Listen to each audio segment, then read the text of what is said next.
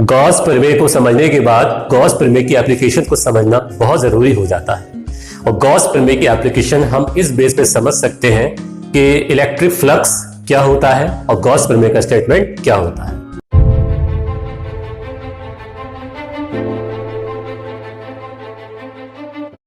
Hello and welcome to Sharik epic. जैसे कि मैंने प्रीवियस वीडियो में आप लोगों को गॉस प्रमेय के स्टेटमेंट के बारे में इंफॉर्मेशन दी थी और उसके बाद मैंने आपको चार्ज डिस्ट्रीब्यूशन के बारे में बताया था कि वो 3 टाइप्स का होता है। उसके बाद मैंने आपसे ये कहा था now we will use applications of Gauss law. मैंने आपको बताया था कि गॉस लॉ की कौन कौन सी एप्लीकेशंस हमें पढ़नी है। जैसे कि मैंने आपसे नंबर 1 बताया था, गॉस प्रमेय की सहायता से किसी पॉइंट चार्ज के समीप या निकट या near by electric field intensity. Second मैंने आपको बताया था अनंत लंबाई के किसी चालक तार के समीप गॉस प्रमेय की सहायता से वैद्युत क्षेत्र की तीव्रता इलेक्ट्रिक फील्ड इंटेंसिटी फाइंड करना। इसके बाद मैंने आपको बताया था अनंत विस्तार की समतल आवेशित प्लेन चार्ज अचालक यानी नॉन कंडक्टिंग प्लेट्स के समीप electric field intensity bye the help of Gauss theorem. और उसके बाद मैंने आपको बताया था लास्ट जो हमारा था कौन सा वाला था कि ये जो हमारी अनंत विस्तार की समतल आवेशित अचालक चादर है इसके समीप इलेक्ट्रिक फील्ड इंटेंसिटी की अलग अलग कंडीशंस हमको ज्ञात करनी है बच्चों। और इसके अलावा गोलीय कोश या स्फेरिकल शेल के समीप bye the help of Gauss law हमको फाइंड करनी है इलेक्ट्रिक फील्ड इंटेंसिटी। तो बच्चों इस तरीके से मैंने आपको कुछ खास पॉइंट्स के बारे में बता दिया है जिनमें हमें यूज करना है गॉस लॉ का। तो गॉस लॉ का यूज करने के लिए हम लेते हैं आज का पहला टॉपिक। हमारा पहला टॉपिक है पॉइंट चार्ज के कारण इलेक्ट्रिक फील्ड इंटेंसिटी फाइंड करना bye the help of Gauss law. सबसे पहली बात मैं आपको थोड़ा सा रिमाइंड कराना चाहता हूं गॉसियन सरफेस के बारे में बच्चों, क्योंकि ये गॉसियन सरफेस जो होता है ना ये बहुत इंपॉर्टेंट है इस टॉपिक को समझने के लिए। गॉसियन सरफेस जो होता है एक इमेजिनरी सरफेस होता है जो चार्ज को परिबद्ध करता है। जैसे कि बच्चे कहते हैं परिबान नहीं होता है, परिबद्ध करता है, यानी हम कह सकते हैं बाउंड करता है, जिसको हम कहते हैं गॉसियन सरफेस। क्योंकि अगर हमारे पास कोई चार्ज इनक्लोज्ड नहीं होगा तो हम वहां पर गॉस लॉ का यूज बिल्कुल नहीं कर सकते। तो गॉस लॉ का यूज करने के लिए इमेजिनरी सरफेस जिसको हम कहते हैं गॉसियन सरफेस का बहुत ज्यादा यूज किया जाता है। चलिए स्टार्ट करते हैं। पहले सबसे पहले हमने लेट किया यहां पर हमारे पास कोई पॉइंट O है जिस पर स्मॉल q चार्ज है और स्मॉल q चार्ज जो हमारे पास है पॉइंट O पर। इसके बाद हमने काम किया यहां से स्मॉल r डिस्टेंस पर यहां कोई एक पॉइंट हमारे पास P है जहां हमको फाइंड करनी है इलेक्ट्रिक फील्ड इंटेंसिटी, हमको यहां पर फाइंड करनी है bye the help of Gauss law. तो बच्चों विद्यार्थियों अगर हमें गॉस लॉ के हेल्प से फाइंड करनी है इलेक्ट्रिक फील्ड इंटेंसिटी तो हमको एक बहुत छोटा सा काम करना होगा। हमें यहाँ पर गॉसियन सरफेस ड्रॉ करना होगा। क्योंकि ये फर्स्ट डेरिवेशन है अकॉर्डिंग टू गॉस लॉ तो मैं आपको फुली एक्सप्लेन करने वाला हूं उसके बारे में। मैंने आपसे कहा था कि हमको सिमेट्रिक स्टेज बनानी है, क्योंकि अगर सिमेट्रिक अथवा सममित अवस्था बनी रहेगी तब आसानी से हम गॉस लॉ यहाँ पर लगा सकते हैं। जो हमारा गॉसियन सरफेस होता है वो किसी भी शेप का हो सकता है, बट हमको बच्चों ध्यान इस बात का रखना है कि हमको ऐसा गॉसियन सरफेस लेना है जो बहुत ज्यादा हेल्पफुल हो हमें इलेक्ट्रिक फील्ड इंटेंसिटी फाइंड करने में। तो बच्चों इसके लिए हम लोगों को एक काम करना पड़ेगा। यहां पर हम एक काल्पनिक गॉसियन सरफेस स्फीयर के रूप में बनाते हैं, यानी एक गोले के रूप में बनाते हैं। तो कैसे बनाएंगे बच्चों देखते हैं सामने। यहां पर मैंने इसको O को सेंटर माना और सेंटर लेट करने के बाद यहां पर मैंने बनाया एक imaginary Gaussian surface like a sphere. ज्यादा इंक पड़ गई कुछ इसके अंदर, तो इंक पड़ने की वजह से थोड़ा यहां पर हाथ काले हो गए, बट कोई बात नहीं, हम टॉपिक अपना पूरा करके ही रहेंगे फिर भी उसके बाद। तो बच्चों यहां पर ये हमारा पॉइंट बना, हालांकि मुझसे पूरा ये गोल नहीं बन पाया है, आप लोग इसको पूरी तरीके से स्फीयर अथवा गोल जैसा बना लेंगे। बनाने के बाद अब हमको एक काम करना है, यहां से एक छोटा सा अवयव कट कर लेना है, छोटा सा पार्ट कट कर लेना है लाइक सॉलिड एंगल। चलिए देखते हैं यहां पर। जैसे कि यहां पर मैंने एक छोटा सा सरफेस जिसका एरिया कितना है हमारा ये वाला, जिसका एरिया है ds, इसकी वैल्यू कितनी है हमारी ds। हम जानते हैं जो एरिया वेक्टर होता है वो सरफेस के परपेंडिकुलर होता है। इट मींस दैट ये क्या हो गया हमारा area vector.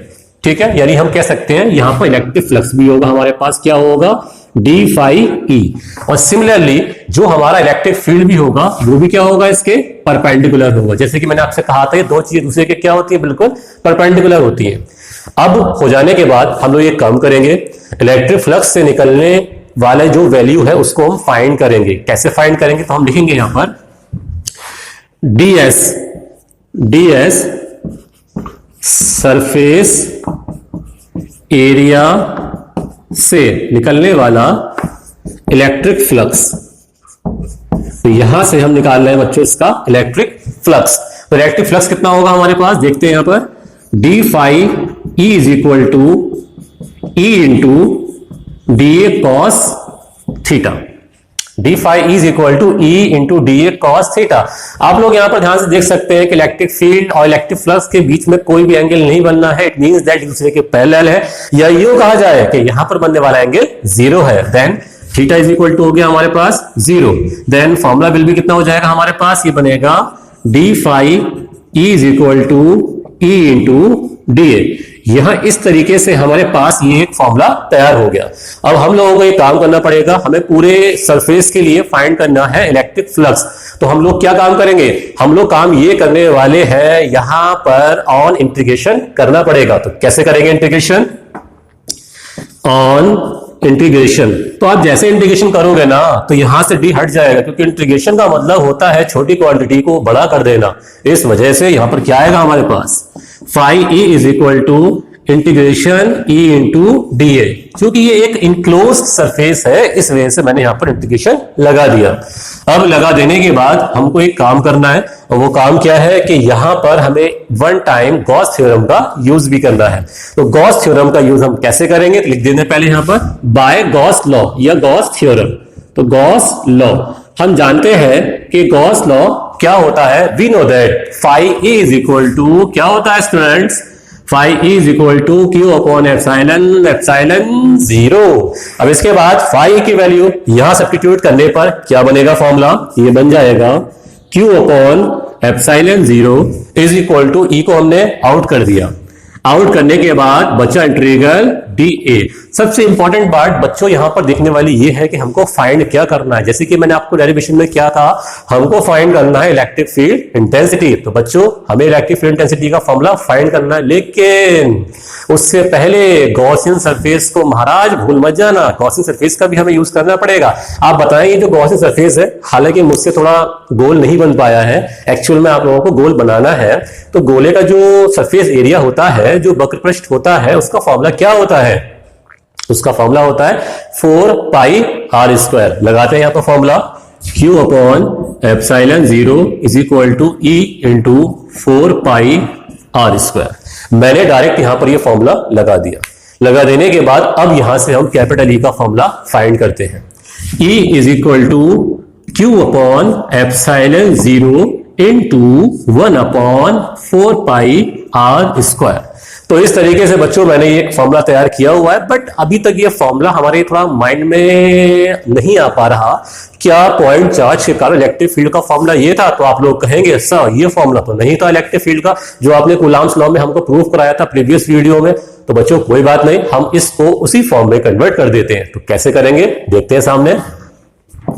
E is equal to 1 upon, देखिए बच्चों पहले 4 आ गया, उसके बाद पाई आ गया, उसके बाद एप्सिलॉन जीरो आ गया, उसके बाद इनटू में Q अपॉन आर स्क्वायर आ गया। तो देखिए ध्यान से, ये मैंने वही फॉर्मूला फाइंड कर दिया जो मैंने आपको कूलॉम्स लॉ में प्रूव कराया था by the help of Coulomb's law. अब फॉर्मूला क्या बना, E is equal to 1 upon 4 pi epsilon zero Q upon r square. बेटा अब क्या करेंगे इसके बाद, हम एक काम और करने वाले, जब हमने इलेक्ट्रिक फील्ड इंटेंसिटी का फॉर्मूला फाइंड कर लिया bye the help of Gauss law, तो हम एक काम और कर लेते हैं। क्या हम गॉस लॉ से कूलॉम्स लॉ बना सकते हैं, तैयार कर सकते हैं? आपके मन में सवाल आ सकता है, क्योंकि ये वाला फॉर्मूला मैंने कूलॉम्स लॉ भी से भी तैयार किया हुआ है, और ये वाला फॉर्मूला आज मैंने गॉस लॉ से भी तैयार कर दिया। तो क्या it is possible that we will arrange any relation between Gauss law and Coulomb's law? It is possible, yes sure it is possible, but how, let's सी।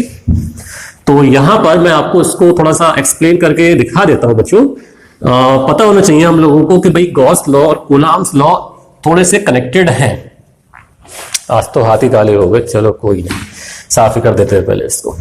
ठीक है, तो बच्चों आप लोगों को पता होगा कूलम्ब्स लॉ का जो फॉर्मूला होता है वो क्या होता है, E = 1/4πε0 Q1 Q2 upon R²। ये इसका बेसिक सा फॉर्मूला होता है। तो हम एक काम करते हैं, यहां पर हम यूज करने वाले हैं इलेक्ट्रिक फील्ड इंटेंसिटी का फॉर्मूला। इट मींस दैट वैद्युत क्षेत्र की तीव्रता का फॉर्मूला। मैंने आपको इसकी डेफिनेशन क्या क्लियर कराई थी, किसी भी इलेक्ट्रिक फील्ड के अंदर अगर कोई चार्ज रखा हुआ है जिसका नाम है ऑब्जर्वेटिव चार्ज, तो इस ऑब्जर्वेटिव चार्ज पर जो फोर्स लग रहा है बच्चों, उस फोर्स को हम कहते हैं इलेक्ट्रिक फील्ड इंटेंसिटी। तो फॉर्मूला मैंने आपको क्या बताया था इसका, तो हम फोकस करते हैं इसके फॉर्मूले पर। क्या था फॉर्मूला इसका, E = F/Q0, ये इसका फॉर्मूला था। चलिए चेक करते हैं, F = EQ0। अब चेक करते हैं इसके बाद, F = E की वैल्यू मैंने अभी भी क्या फाइंड की थी, 1/4πε0 Q/R² और इंटू क्या आ गया, Q0। तो चेक करें क्या यही फॉर्मूला हमारा गॉस लॉ का था, तो हाँ सर बिल्कुल यही फॉर्मूला था हमारा गॉस लॉ का। F = 1/4πε0 Q1 Q2 upon R²। तो इससे एक बात क्लियर हो गई कि भाई जो गॉस लॉ है और जो कूलम्ब्स लॉ है एक दूसरे के पूरक है। इट मींस दैट एक दूसरे पर डिपेंडेबल है, ऐसा हम इसको कह सकते हैं, क्योंकि इसका एक रीजन है, Coulomb's law, inverse square law, व्युत्क्रम वर्ग नियम जिसको हम कहते हैं ना, F = 1/R², इसको फॉलो करता है। और अगर कूलम्ब्स लॉ इसको फॉलो करेगा बच्चों, तो गॉस लॉ भी इसको फॉलो करेगा। तो कहने का मतलब ये है दोनों लॉ एक दूसरे से कनेक्टेड है। तो ये हमारी फर्स्ट एप्लीकेशन थी। जैसे कि मैंने आपसे बताया था कि भाई सेकंड एप्लीकेशन में अपन लोगों को क्या यूज करना है, तो उसके बारे में हम चेक कर लेते हैं। तो मैंने आपसे कहा था किसी भी अनंत लंबाई के चालक तार के समीप इलेक्ट्रिक फील्ड इंटेंसिटी फाइंड करना bye the help of Gauss law, या हम कह सकते हैं इनफाइनाइट लॉन्ग वायर है हमारे पास, स्ट्रेट वायर, उसके नियर बाय हमको फाइंड करनी है electric field intensity bye the help of Gauss law. तो बच्चों आपको टॉपिक पूरा रट गया होगा, कई बार मैंने इसके बारे में आपको बता दिया। चलिए इसको हम आगे कंटिन्यू करते हैं। कैसे करेंगे कंटिन्यू इसको आगे, सबसे पहले मैंने यहां पर एक काम किया हुआ है, एक वायर बनाया जिसकी लेंथ इनफाइनाइट है, यहां पर देखें, और इक्वल चार्ज है ये वाला, इसको हमने क्या किया हुआ है, इक्वल चार्ज किया हुआ है। ठीक है, यहां पर हमने इसको इक्वल चार्ज किया हुआ है। अभी जो हमने वायर मान लिया, लेट कर लिया, मतलब वायर लेट कर देने के बाद, जैसे कि मैंने आपसे कहा था कभी भी हमको गॉस लॉ का यूज करना है ना, तो हमें चार्ज को बाउंड करना पड़ेगा, चार्ज को इनक्लोज्ड, या हिंदी में कहा जाए चार्ज को परिबद्ध करना पड़ेगा। तो परिबद्ध करने के लिए जैसे कि पॉइंट के अकॉर्डिंग मैंने एक स्फीयर बनाया था, क्योंकि अपने अकॉर्डिंग हम फाइंड कर सकते हैं, मतलब हम गॉसियन सरफेस अपने पास से लेट कर सकते हैं। भाई जैसी हमको जरूरत होगी हम वैसा काम करने वाले हैं। जैसे कि आप लोगों को पता ही होगा, जब हमको भूख लगती है, जो खाना खाना होता है, जो अच्छा लगता है, हम वही तो खाते हैं अपने अकॉर्डिंग। तो सिमिलरली हम यहाँ पर क्या करेंगे, भाई हमको दिख रहा है कि इसका शेप जो है लगभग सिलेंडर जैसा बन सकता है, तो हम एक काम करेंगे, हम लोग जो है ना यहाँ पर एक सिलेंडर बनाएंगे, गॉसियन इमेजिनरी सिलेंडर। चलिए कैसे बनेगा देखते हैं। तो यहां से इसमें से मैंने इमेजिनरी गॉसियन सिलेंडर कट किया हुआ है। देखिए स्टूडेंट ध्यान से, कोई डरने या घबराने वाली कोई आवश्यकता या जरूरत नहीं है। अब इसके बाद एक काम कर लेते हैं, वो क्या, यहां पर इसका एक पॉइंट O है, ये जो पॉइंट O है इससे स्मॉल r डिस्टेंस पर यहां पर हमने एक पॉइंट क्या लेट कर लिया है, P लेट कर लिया है, जहां पर हमको फाइंड करनी है इलेक्ट्रिक फील्ड इंटेंसिटी। ध्यान दे बच्चों, यहां हमको फाइंड करनी इलेक्ट्रिक फील्ड इंटेंसिटी। अब मैंने आपको गॉस लॉ के कुछ यूजेस पहले बताए थे, और जो मैंने आपको गॉस लॉ के यूजेस बताए थे, उस गॉस लॉ के यूजेस में एक न्यूमेरिकल ये वाला भी था, जिसमें मैंने आपको ये कहा था कि भाई अगर किसी बेलन या सिलेंडर को इलेक्ट्रिक फील्ड के अंदर रख दिया जाए तो निकलने वाला टोटल इलेक्ट्रिक फ्लक्स कितना होगा, और उसकी वैल्यू निकल के आई थी 0। तो आप लोग कहेंगे सर यहां भी 0 निकल के आने वाली है, बट यहां पर ऐसा नहीं है, क्योंकि वहां पर जो इलेक्ट्रिक फील्ड थी ऊपर से एंटर कर रही थी और नीचे से आउट हो रही थी, या नीचे से एंटर कर रही थी ऊपर से आउट हो रही थी। बट इसमें ऐसा नहीं है, इसमें इलेक्ट्रिक फील्ड जो इंटेंसिटी है ना, वो ये जो आपका सरफेस है कर्व वाला, इसके वर्टिकल है, और इसके वर्टिकल है। और इसके अलावा मैंने प्रीवियस वीडियो में आपको क्या क्लियर किया था, अगर इलेक्ट्रिक फील्ड इंटेंसिटी किसी सरफेस के कैसी है, पैरेलल है, तो वहां पर निकलने वाला इलेक्ट्रिक फ्लक्स जीरो होगा। इट मींस दैट यहां पर हम थीटा की वैल्यू 90 लगाएंगे। 90 बाई क्यू लगाएंगे, ये देखें इस साइड में जा रहा है और सरफेस कैसा है इसके, वर्टिकल। इट मींस दैट दोनों के बीच में एंगल कितना बनेगा हमारा, 90 का बनेगा। इस वजह से इससे निकलने वाला इलेक्ट्रिक फ्लक्स कितना होगा, जीरो होगा।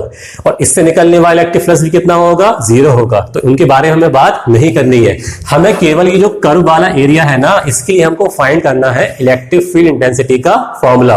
तो इसके लिए हम एक काम कर लेते हैं, एक वर्क करते हैं। यहां पर एक इमेजिनरी सरफेस कट कर लिया, ठीक है। इमेजिनरी सरफेस कट करने के बाद इसका जो एरिया वेक्टर है वो क्या होगा, ds होगा। और इसके अलावा हमारे पास इलेक्ट्रिक फ्लक्स कितना होगा, d phi e होगा। ऐसा हमने यहां पर इसको लेट कर लिया है। इसके अलावा ये जो वायर है सिलेंडर के अंदर, इसकी जो लेंथ है उसको हमने लेट कर लिया स्मॉल एल। डायग्राम को बच्चों बहुत ध्यान से देखना है, लेंथ कितनी है, स्मॉल एल। हालांकि ये वायर कैसा है, इनफाइनाइट, जिसकी लेंथ की हमें बात नहीं करनी है। मैंने जो इमेजिनरी सिलेंडर बनाया है ना बच्चों, उसकी जो लेंथ है वो कितनी है, स्मॉल एल है। ऐसा मैंने इसके अंदर लेट कर लिया है। अब इसके बाद हम फाइंड करते हैं भाई कि जो ds एरिया है, वेक्टर ds एरिया जो दे रखा है, इससे निकलने वाला इलेक्ट्रिक फ्लक्स कितना होने वाला है। चलिए देखते हैं। तो d phi, एक काम कर लेते हैं, अब हम यहां से स्टार्ट करते हैं। d phi e is equal to e into da into cos theta. अब यहां पर आप लोग देख सकते हैं कि यहां पर आप एंगल कितना लगाएंगे, तो जाहिर सी बात है थीटा इज इक्वल टू कितना हो गया हमारे पास, जीरो हो गया। क्योंकि जब, ध्यान रखिए students, electric field, electric flux का डायरेक्शन बिल्कुल सेम है, तो इसका मतलब दोनों के बीच में एंगल कितना बनेगा हमारा, zero. It means that theta is equal to कितना निकल के आया, जीरो निकल के आ गया। तो यहां पर फॉर्मूला बनेगा हमारा d phi e is equal to e into da, because cos zero का मान होता है 1।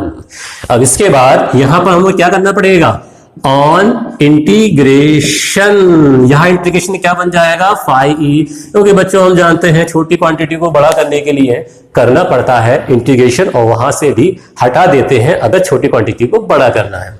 बट आप यहां से डी हटा के ऐसा नहीं कर सकते, बिकॉज यहां पर डी की पर्टिकुलर वैल्यू बन सकती, क्योंकि ये सरफेस एरिया है, ठीक है। अब आगे देखें, इंटीग्रल ई इंटू डी ए, ये इसका हमारा एक बेसिक सा फॉर्मूला तैयार हो गया।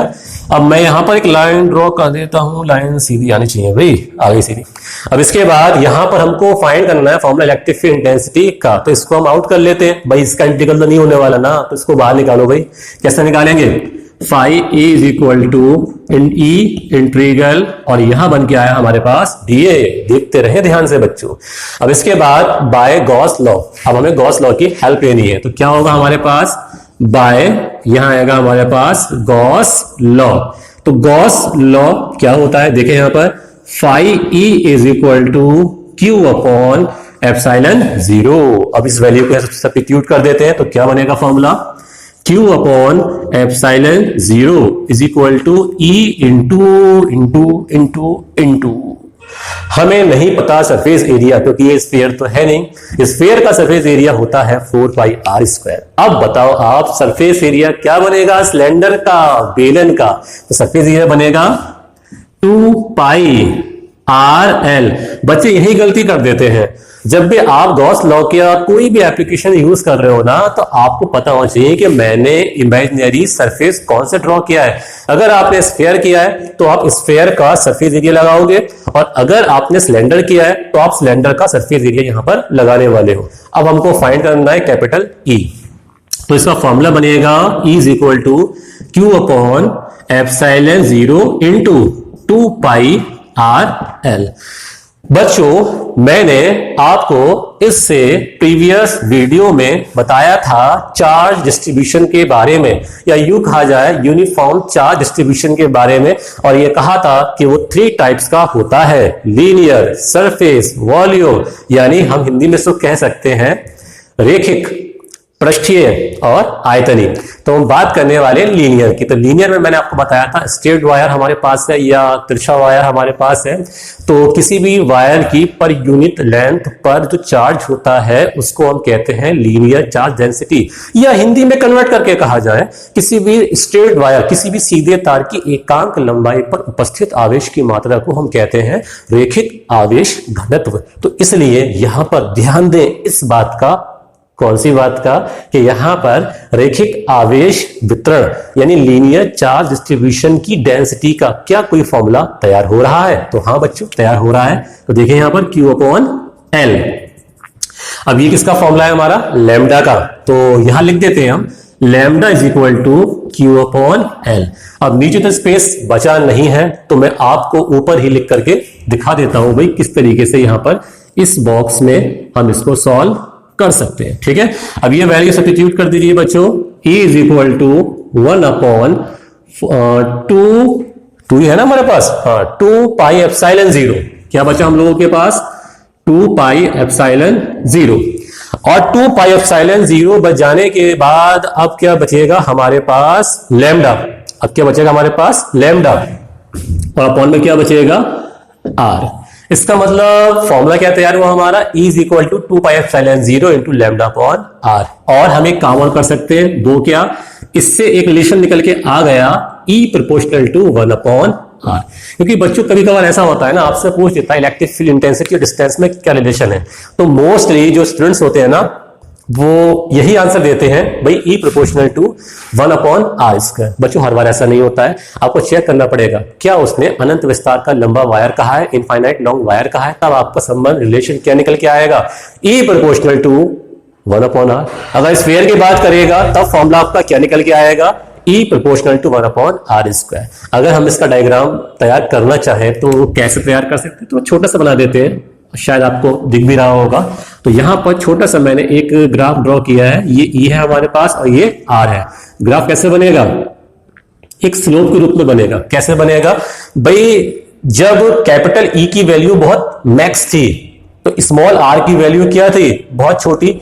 स्मॉल r लगातार क्या हो रहा है? इंक्रीज हो रहा है। लगातार क्या है? इंक्रीज यानी बढ़ रहा है। बट E की वैल्यू लगातार क्या है आपकी? घट रही है। तो इससे क्या बात क्लियर हुई? डिस्टेंस बढ़ेगी, इलेक्ट्रिक फील्ड घटेगा।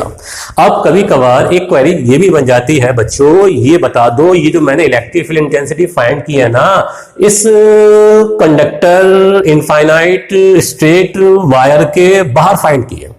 अब मैं आपसे कहूं भाई इस स्ट्रेट वायर के अंदर इलेक्ट्रिक फील्ड इंटेंसिटी का फॉर्मूला क्या बनेगा, तो आप लोग क्या कहेंगे? सब सेम बनने वाला है, कोई प्रॉब्लम नहीं है, फॉर्मूला सेम बनने वाला है। बट फॉर्मूला सेम नहीं बनेगा, इसका फॉर्मूला थोड़ा डिफरेंट बनेगा। कैसे बनेगा भाई? जो हमारा कंडक्टर है, इस कंडक्टर के अंदर चार्ज क्या होगा? 0।